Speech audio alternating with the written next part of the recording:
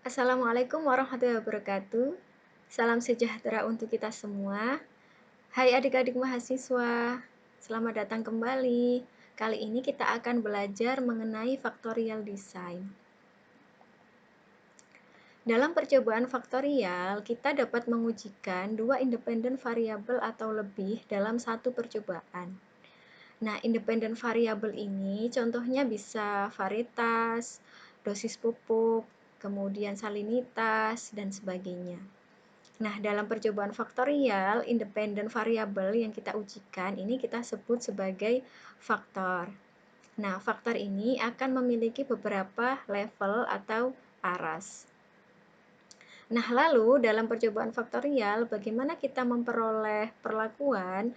Perlakuan yang kita dapatkan yaitu berasal dari kombinasi antara faktor dengan beberapa levelnya.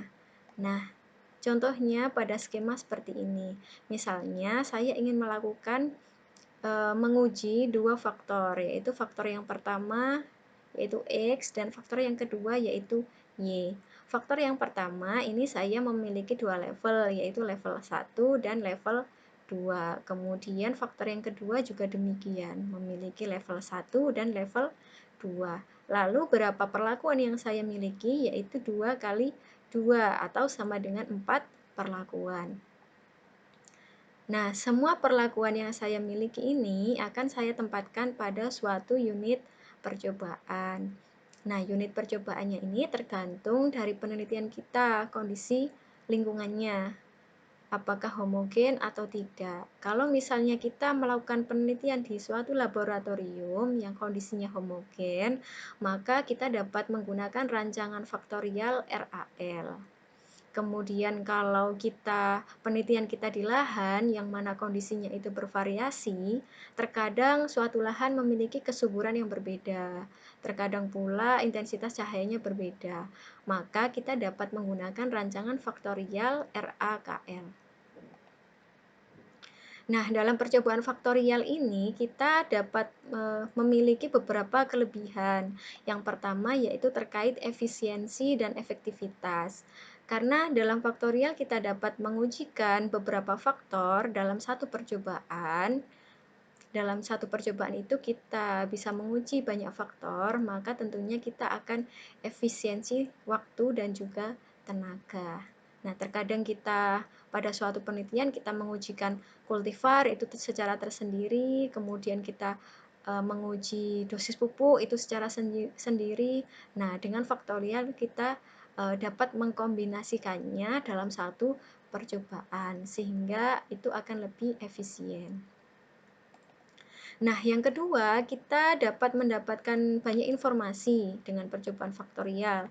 Misalnya, tadi kita dapat memperoleh pengaruh utama dari masing-masing faktor. Kita dapat mengetahui pengaruh utama dari varietas itu sendiri, kemudian pengaruh utama dari pupuk itu sendiri, dan juga kita dapat melihat interaksi atau kerjasama antar faktornya.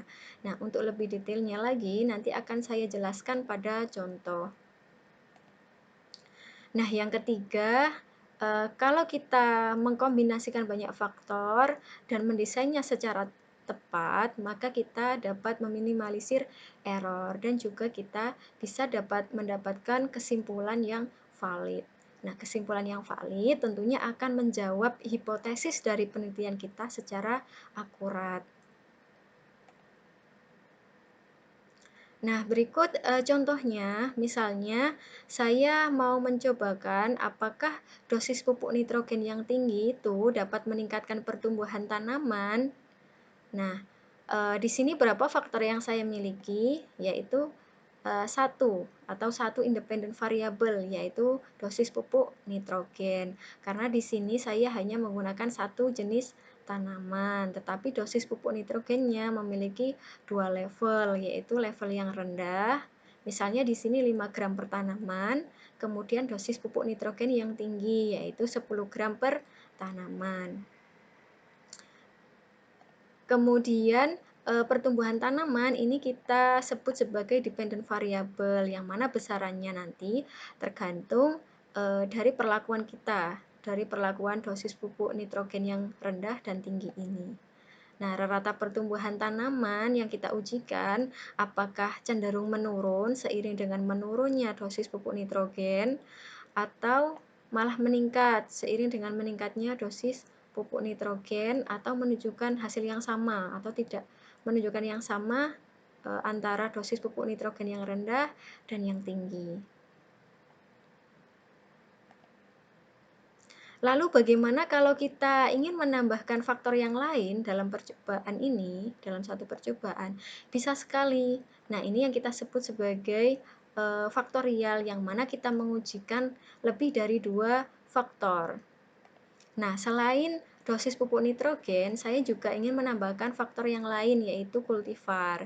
Di sini saya memiliki dosis pupuk nitrogen dengan level 2 level, yaitu rendah dan tinggi. Saya juga memiliki variasi kultivar, yaitu faktor kultivar V1 dan V2 di sini. Nah, sehingga saya akan mengkombinasikan kedua faktor ini dalam satu percobaan, sehingga saya akan menguji bagaimana kombinasi antara kedua faktor ini. Hipotesisnya yang dapat diberikan yaitu apakah dosis pupuk nitrogen yang tinggi itu lebih efektif dapat meningkatkan pertumbuhan V1 daripada V2 atau dapat meningkatkan keduanya atau hanya dapat meningkatkan V2 saja. Nah, seperti itu. Jadi dalam faktorial ini kita akan mengkombinasikan kedua faktor ini dalam satu percobaan. Nah, seperti yang saya bilang sebelumnya, bahwa dalam percobaan faktorial kita dapat memperoleh beberapa informasi. Salah satunya yaitu pengaruh utama dari masing-masing faktor. Nah, pengaruh utama ini merupakan pengaruh suatu faktor dengan mengabaikan faktor yang lain. Nah, misalnya di sini saya hanya ingin melihat pengaruh utama dari dosis pupuk nitrogen, maka ini grafiknya terpisah seperti ini dengan mengabaikan dari kultivar. Kemudian saya ingin mengetahui pengaruh utama dari kultivar dengan mengabaikan dosis pupuk nitrogen, maka grafiknya seperti ini. Nah, grafik yang terpisah seperti ini antar faktornya ini kita sebut dengan pengaruh utama. Nah, selain mengetahui pengaruh utama, kita juga dapat melihat pengaruh sederhana. Nah, pengaruh sederhana ini merupakan pengaruh suatu faktor pada level faktor yang lain. Nah, ini misalnya minus 15, ini merupakan pengaruh sederhana dosis pupuk nitrogen pada level kultivar V1. Kemudian 0 ini merupakan pengaruh sederhana dari dosis pupuk nitrogen pada level kultivar V2. Sedangkan yang di sisi kanan, min 5, ini merupakan pengaruh sederhana kultivar pada level dosis pupuk nitrogen yang tinggi. Kemudian kalau yang 10, ini merupakan efek pengaruh sederhana dari kultivar pada level dosis pupuk nitrogen yang rendah.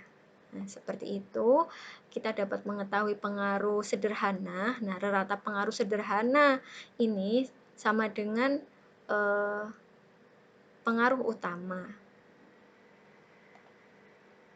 Nah, selain pengaruh utama, pengaruh sederhana, kita juga dapat melihat interaksi seperti yang saya jelaskan di awal, bahwa kelebihan dari faktorial ini kita dapat melihat adanya interaksi antar faktor.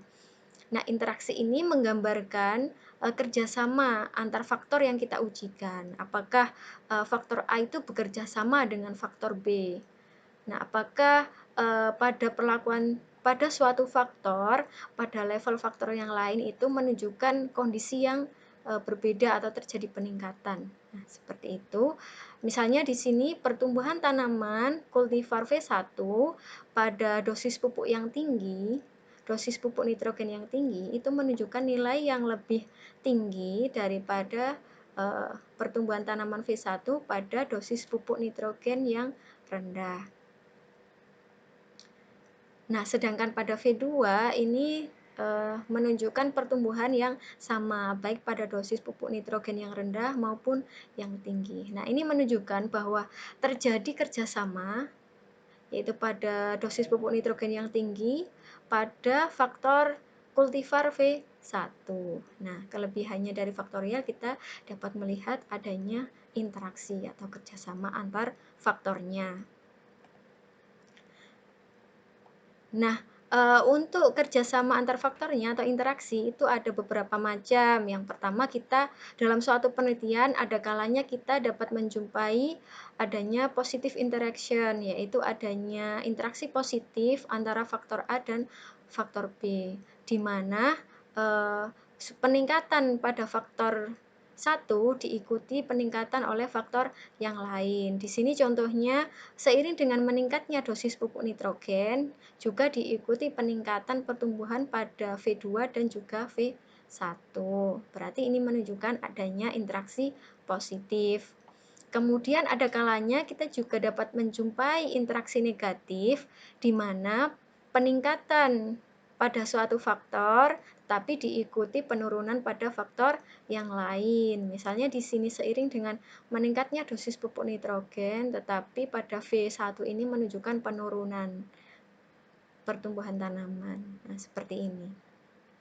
Lalu dalam percobaan faktorial itu tidak selamanya ada interaksi. Ada kalanya interaksi kita itu tidak nyata atau tidak ada kerjasama antar faktornya, yang mana ditunjukkan pada grafik berikut ini bahwa dosis pupuk nitrogen ini tidak ada interaksi dengan faktor kultivar, di mana ini gap antara V1 dan V2 pada level dosis pupuk nitrogen yang rendah menunjukkan gap yang sama antara V1 dan V2 pada dosis pupuk nitrogen yang tinggi. Nah, ini salah satu contoh kalau tidak ada interaksi.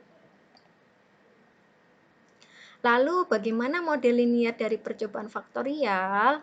Nah, sama dengan rancangan lingkungan yang lain, model linearnya, tetapi di sini nanti akan ada sedikit yang berbeda, yaitu YIJK, data YIJK ini menunjukkan faktor yang pertama pada level 1, 2 sampai A, kemudian J menunjukkan faktor yang kedua dengan level 1, 2 sampai B, kemudian K ini merupakan ulangan. Nah, data YIJK ini sama dengan rata umum ditambah dengan pengaruh dari faktor yang pertama, kemudian ditambah dengan pengaruh dari faktor yang kedua, lalu ditambah interaksi kedua faktornya, dan ditambah dengan sesatan.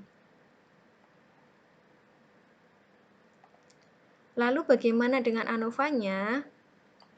ANOVA-nya sumber ragam yang kita miliki tadi berdasarkan dengan model linear yang kita miliki. Tadi kan kita akan memiliki perlakuan, kemudian nanti ada faktor A, kemudian ada faktor B, dan kemudian ada interaksi faktor A dan B. Ini tergantung dari berapa jumlah faktor yang kita ujikan dalam suatu percobaan. Kemudian ada error dan total. Kemudian derajat bebasnya perhitungannya seperti pada rancangan yang lain. Ini karena perlakuan tadi kita peroleh dari berdasarkan kombinasi faktor dan levelnya, maka perhitungannya itu A kali B dikurangi 1. Jadi tergantung berapa jumlah faktor yang kita ujikan dan berapa level faktor yang kita ujikan dikurangi 1. Kemudian ada faktor A dikurangi 1. Ini jumlah faktor A dikurangi 1. Kemudian faktor B ada berapa levelnya dikurangi 1. Kemudian interaksi. Nah, seperti pada model ANOVA yang lain, nanti kita akan memiliki jumlah kuadrat dan juga kuadrat tengah dan F hitungnya. Ini nanti jumlah kuadrat perhitungannya nanti akan kita tempatkan pada tabelnya. Ada jumlah kuadrat perlakuan, jumlah kuadrat faktor A, jumlah kuadrat faktor B, jumlah kuadrat interaksi, dan jumlah kuadrat errornya. Nah, untuk perhitungan lebih detailnya nanti akan kita pelajari di praktikum. Kemudian bagaimana dengan uji lanjut dari faktorial? Nah, uji lanjut dari faktorial nanti akan dijelaskan pada video berikutnya. Demikian yang dapat saya sampaikan. Apabila ada kurang lebihnya saya mohon maaf. Saya akhiri. Assalamualaikum warahmatullahi wabarakatuh.